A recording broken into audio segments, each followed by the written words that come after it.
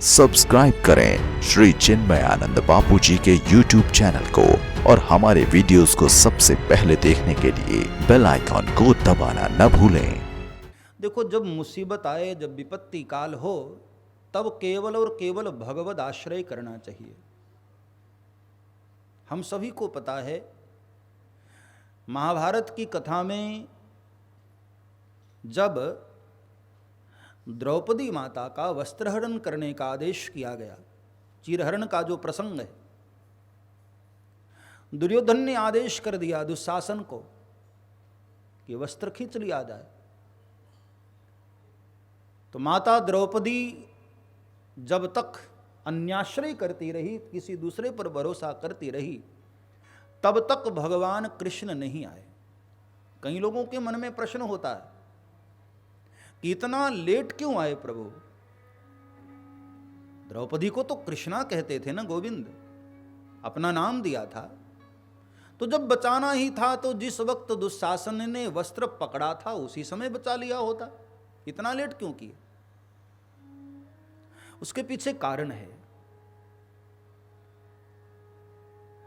गोविंद पूर्ण समर्पण का इंतजार कर रहे थे, टोटल समर्पण।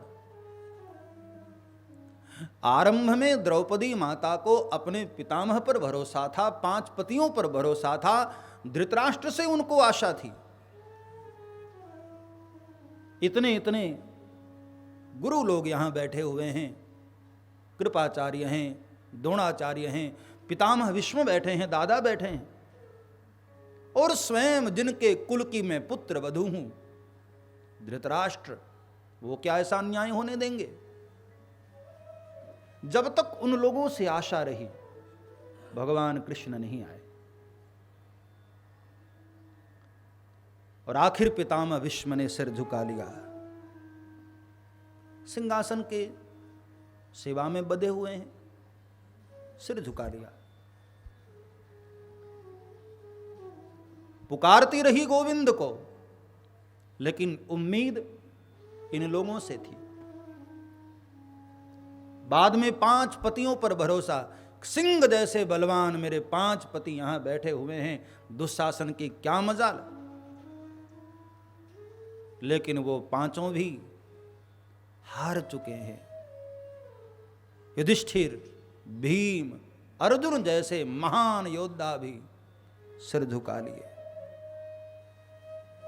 और दुशासन ने वस्त्र पकड़ा, खींचा है वस्त्र, और जब सर से साड़ी कंधे पर आई, तब भी द्रौपदी ने ये सोचा कि चलो ये सब नहीं उम्मीद लगा सकते हैं, इन सब से उम्मीद नहीं लगाई जा सकती है, तो मैं क्षत्रियाणी हूं, अपनी रक्षा में स्वयं कर सकती हूं।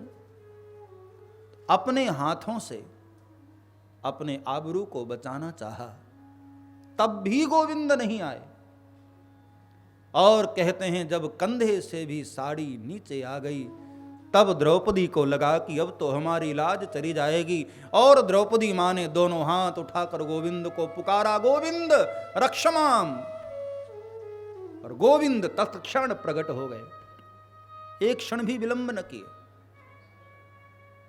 कहने का भाव, परमात्मा भी तब आते हैं जब हम टोटल समर्पण कर देते हैं, पूर्ण समर्पण कर देते हैं। किसी अन्य से आश्रय नहीं, किसी अन्य से आशा नहीं।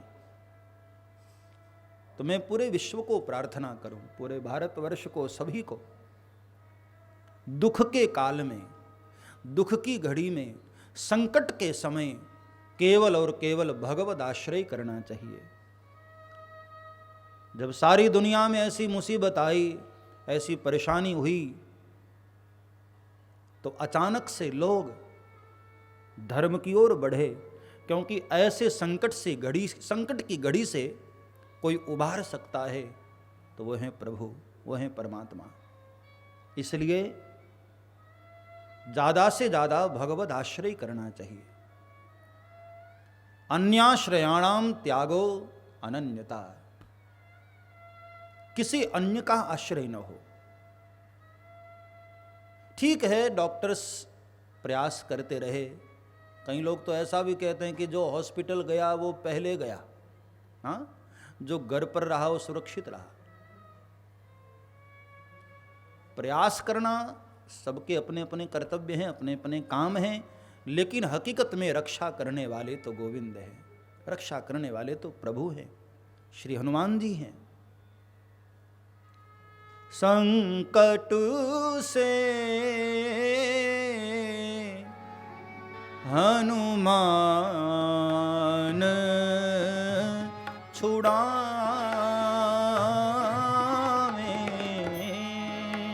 संकट से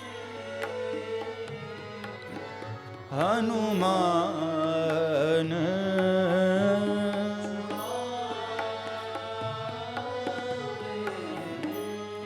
हनुमान चालीसा में बाबा तुलसी ने स्पष्ट कह दिया, किसी भी संकट से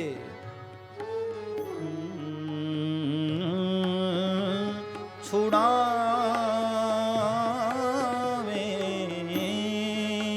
संकट से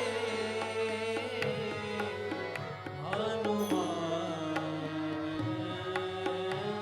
छुड़ावे।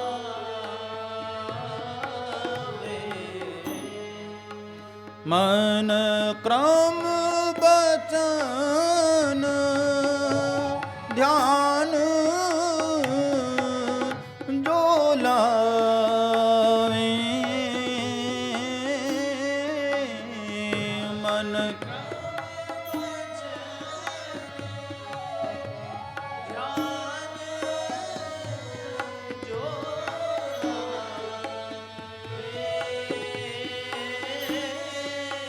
मन क्रम बचन ध्यान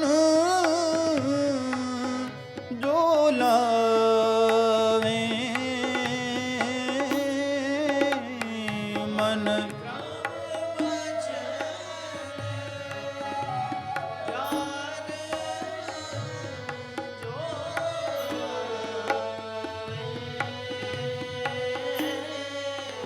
संकट से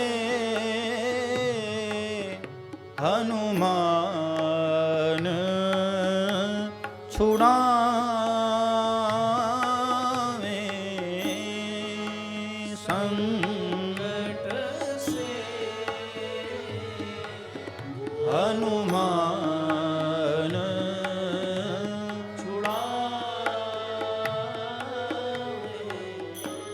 सब्सक्राइब करें श्री चिन्मयानंद बापू जी के YouTube चैनल को और हमारे वीडियोस को सबसे पहले देखने के लिए बेल आइकॉन को दबाना न भूलें।